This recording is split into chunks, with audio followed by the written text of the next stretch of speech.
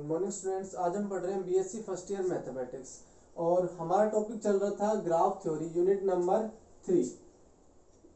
Unit number 3 का topic है आपके पास ग्राफ थ्योरी। ग्राफ थ्योरी में हमने कुछ बेसिक कंसेप्ट पढ़े थे ग्राफ के बारे में, ग्राफ के टाइप्स पढ़े थे और कुछ क्वेश्चंस और कुछ थ्योरम्स पढ़ी थी। तो इसी क्रम में आगे बढ़ते हुए हम पढ़ रहे हैं एक आज थ्योरम।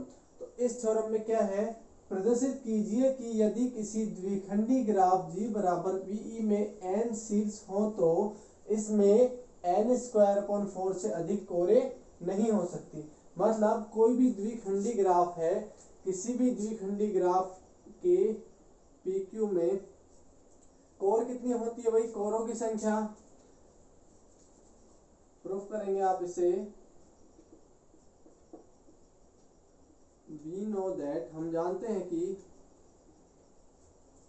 किसी द्विखंडी ग्राफ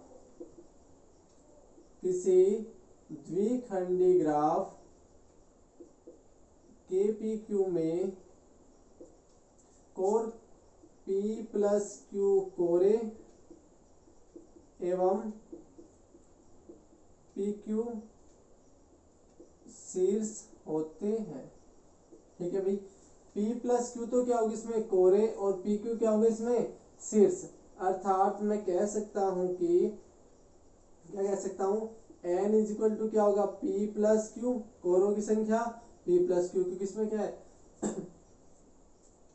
सॉरी इसमें क्या होंगे, ये तो शीर्ष होंगे, P प्लस Q तो क्या होंगे शीर्ष और PQ क्या होंगी कोरे। ठीक है, n क्या है, शीर्ष है अपने पास कितने है P प्लस Q, और कोरे कितनी हो गई हमारे पास E बराबर क्या हो गया आपके पास P into Q। Equation number first और इक्वेशन नंबर सेकेंड, दो इक्वेशन आ गए हमारे पास। और हम जानते हैं कि किसी भी दो संख्याओं का गुणनफल अधिकतम कब होगा, जब दोनों संख्या बराबर हो। ठीक है भाई, हम जानते हैं कि किन्हीं दो संख्याओं का गुणनफल अधिक तब होगा जब दोनों संख्या समान हो।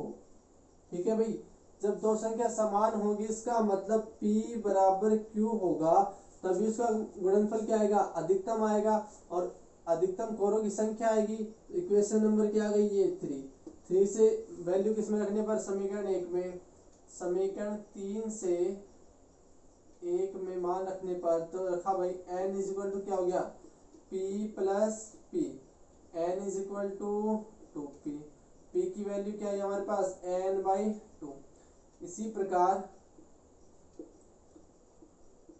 Q इज इक्वल टू क्या होगा n/2। ठीक है भाई, तो समीकरण किससे, P और Q का मान समीकरण 2 में रखने पर, 2 में P व Q का मान रखने पर, मान रखा आपने, E बराबर क्या आ गया n/2 इंटू n/2, n²/4। इसका मतलब अधिकतम कोरे कितनी हो सकती है, n²/4। तो भी देखिए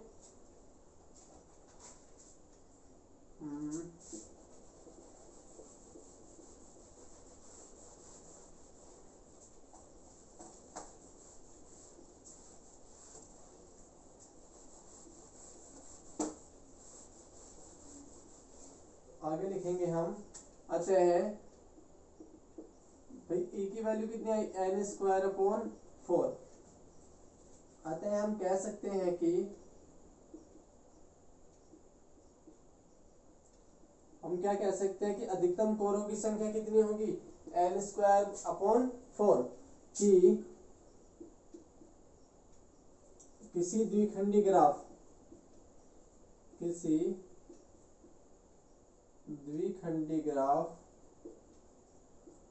G बराबर BE में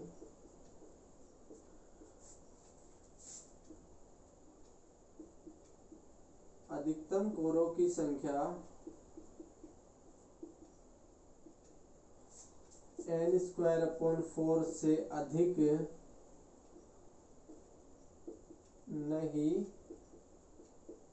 हो सकती। ठीक है भाई, तो हमने प्रूव किया कि भाई कोई भी द्विखंडी ग्राफ है उसमें यदि n शीर्ष है तो उसमें कोरों की संख्या n स्क्वायर अपॉन 4 से अधिक नहीं हो सकती। नेक्स्ट देखेंगे अपन, नेक्स्ट टाइप इसका ग्राफ के बारे में देखेंगे। Next type of graph,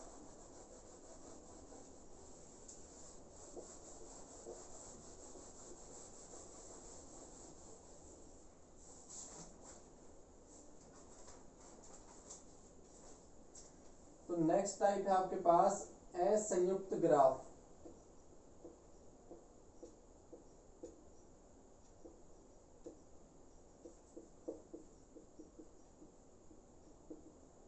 disjoint graph.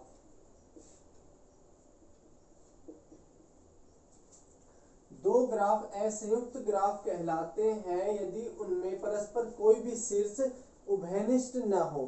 ठीक है भाई, दो ग्राफ असंयुक्त ग्राफ कहलाते हैं यदि उनमें कोई भी शीर्ष उभयनिष्ठ न हो। दो ग्राफ असंयुक्त ग्राफ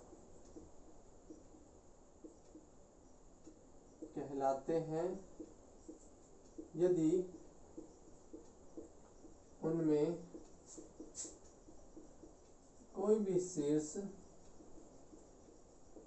उभयनिष्ठ न हो, अर्थात V1 intersection V2 is equal to क्या आना चाहिए 5, यानी शीर्षों के समुच्चय में कोई भी उभयनिष्ठ शीर्ष नहीं आना चाहिए। तो देखिए भाई क्या होगा, जैसे एक एग्जांपल देखते हैं अपन इसका, V1 intersection V2 is equal to क्या आएगा 5, तो दो ग्राफ G1 इंटरसेक्शन G2 भी क्या आएगा 5, तो ये ग्राफ क्या कहलाएंगे आपस में, असंयुक्त ग्राफ या फिर डिसजॉइंट ग्राफ। ठीक है भाई, एग्जांपल देखते हैं अपन, कोई भी दो ग्राफ है हमारे पास, एक ग्राफ है G1 इस प्रकार से, तो ये हो गया देखिए भाई V1 V2 V3 V4 शीर्ष, E1 E2 E3 और E4 4 हो गई हमारे पास। ठीक है, एक ग्राफ और है हमारे पास U1 U2 U3 और U4, E1 E2 E3 sorry E5 E6 E7 और E। ठीक है भाई, यहाँ देखिए शीर्षों का समुच्चय V1 क्या हो जाएगा हमारे पास, V1 V2 V3 and V4।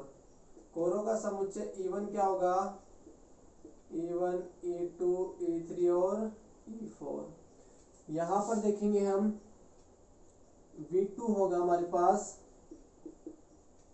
U1 U2 U3 और U4, और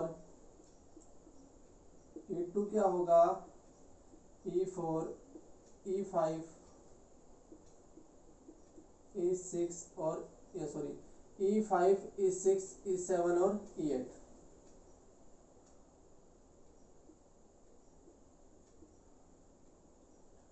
ठीक है भाई, तो देखो यहाँ V1 इंटरसेक्शन V2 कोई भी शीर्ष उभयनिष्ठ नहीं है, E1 इंटरसेक्शन E2 कोई भी कोर उभयनिष्ठ नहीं है, अतः हम कह सकते हैं कि G1 intersection G2 is equal to क्या आएगा 5।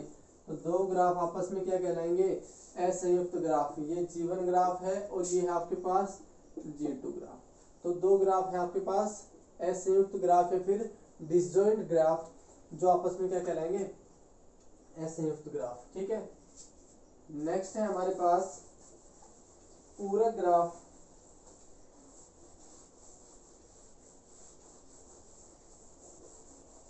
कॉम्प्लीमेंट्री ग्राफ, नेक्स्ट है पूरक ग्राफ या फिर कॉम्प्लीमेंट्री ग्राफ।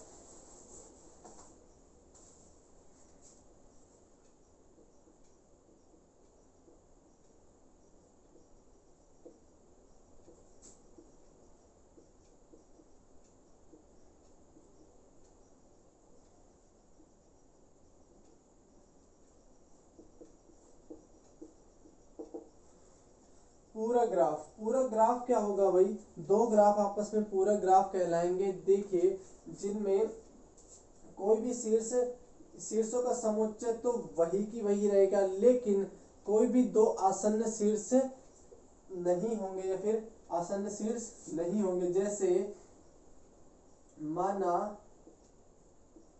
G बराबर BE एक सरल ग्राफ है, ठीक है,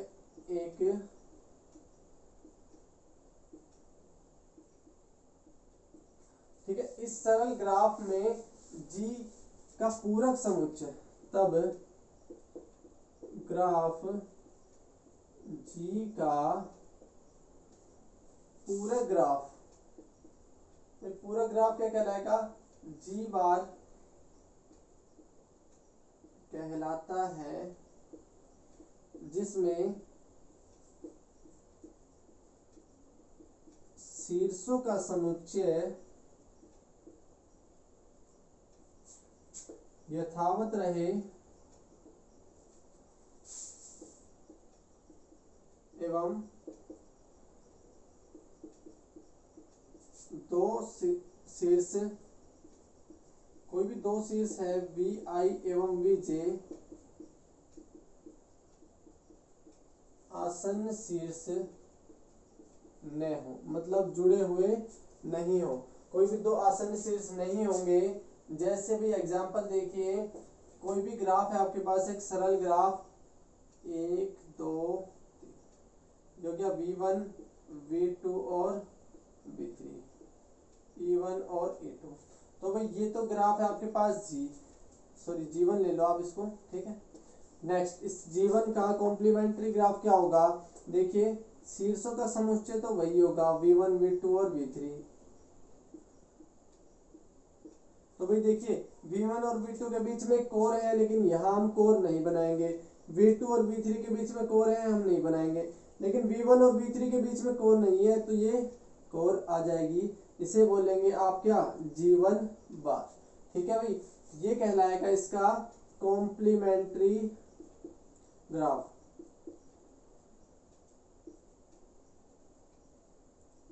ठीक है भाई।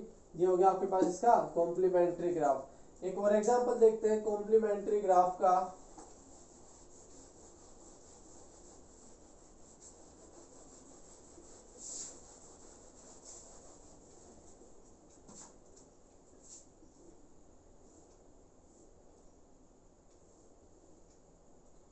A B C D और, ठीक है भाई। आपके पास ये क्या है, 5 शीर्ष हैं इसके, और हमने बना दिया A B C D और ये हो गया आपके पास, ठीक है भाई। आपको क्या बनाना है, इसका कॉम्प्लीमेंट्री ग्राफ। तो कॉम्प्लीमेंट्री ग्राफ देखिए भाई, A से B के बीच में शीर्ष है, यहाँ नहीं बनाएंगे अपन। B से D नहीं, इसको ले लो, सॉरी C, इसको D और E, ठीक है। इन शीर्षों पे लगातार कोर नहीं बनाएंगे। हम कैसे बनाएंगे कोर, A से B के बीच, B से D, D से A, A से C और C से, तो देखिए भाई A से B के बीच में कोर थी, यहाँ पे नहीं है। B से C के बीच में कोर थी, यहाँ नहीं है। C से D के बीच में कोर थी, यहाँ पर नहीं है। D से E नहीं है, A से E नहीं है, यानी कोई दो आसन्न शीर्ष नहीं है। तो ये कहलाएगा आपके पास इस ग्राफ G2 का कॉम्प्लीमेंट्री ग्राफ, ठीक है भाई। ये होगा आपके पास कॉम्प्लीमेंट्री ग्राफ ऑफ G1, ठीक है भाई। तो इसे कहते हैं आप पूरक ग्राफ। तो पूरक ग्राफ समझ में आया।